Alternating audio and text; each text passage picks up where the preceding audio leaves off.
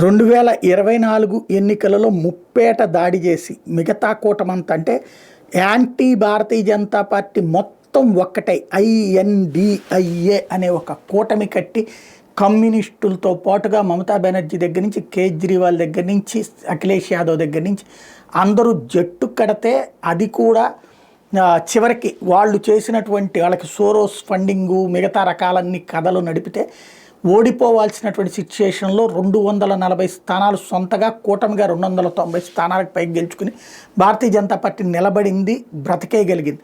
లేకపోతే అది ఒక రకంగా అంతర్జాతీయ కుట్రలతో కూడినటువంటి వ్యవహారం. ఇట్లాంటి సందర్భంలో గెలుచుకొచ్చినటువంటి సందర్భంలో 99 స్థానాలు గెలుచుకున్నటువంటి కాంగ్రెస్ పార్టీ ప్రతిపక్ష స్థానం మొట్టమొదటిసారి 3వ టర్మ్లో సాధించింది రాహుల్ నేతృత్వంలో. మొదటి 2 టర్మ్స్ ఫెయిల్ అయినటువంటి సందర్భంలో దాంతో కాంగ్రెస్ ఎదిగిపోతుంది, భారతీయ జనతా పార్టీ పతనం ఆరంభమైందంటూ ప్రచారం చేసుకొచ్చారు.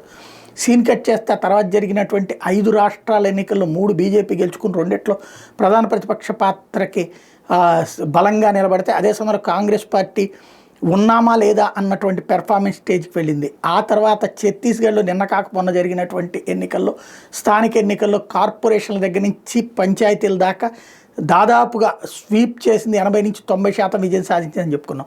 అలాగే గుజరాత్ వరుసగా గెలుస్తూ వస్తున్నట్టు భారతీయ జనతా పార్టీ ఈ దఫా అయిపోతుందని క్రిందటిసారి అనుకుంటే ఘన విజయం సాధించింది. అలాగే స్థానిక ఎన్నికలు ఇప్పుడు గుజరాత్లో జరిగితే ఇక బీజేపీ మీద తీవ్ర వ్యతిరేకత వచ్చిందని మొన్ననే రాహుల్ గాంధీ చెప్తే అదే గుజరాత్లో జరిగినటువంటి నగరపాలిక ఎలక్షన్స్ టోటల్గా 1912కి గాను 740 రిజల్ట్స్ వచ్చినాయి. మనం ఈ వీడియో చేసే టైంకి బీజేపీ 598 గెలుచుకుంటే కాంగ్రెస్ పార్టీ 75కి పరిమితమైంది, ఇతరులు 65 మాత్రమే సాధించారు.